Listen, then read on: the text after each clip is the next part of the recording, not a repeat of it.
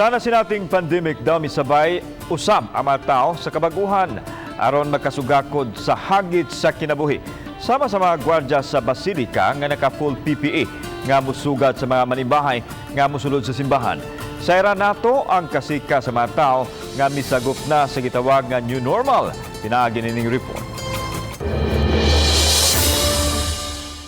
Dili man sila mga medical frontliners apan kumplitong PPE ang ilang gisulob isip proteksyon sa ilang kaugalingon samtang nag-duty.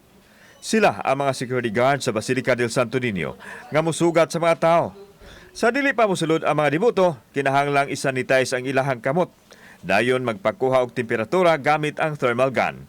Matod sa security guard nga hasol og igang man apan mas palabayon nila ang ilang kaluwasan batok sa virus. Kinahanglan kita sir kay naamon ta sa frontliner niya ang tagabulos mga atong mga ka sulod og unsa po yung naanila nga may nang putik titagaan kay para sa atong pamilya po ba. Istriktong ipatuman ang no face mask, no face shield, no entry policy busa nahimo kining kahigayunan usab sa mga vendors. Kandila pa may permero. Kandila permero. Ninda lang may facial kay na may mangita kay inang simbahan di man makasudugay facial mo naninda na lang mingani.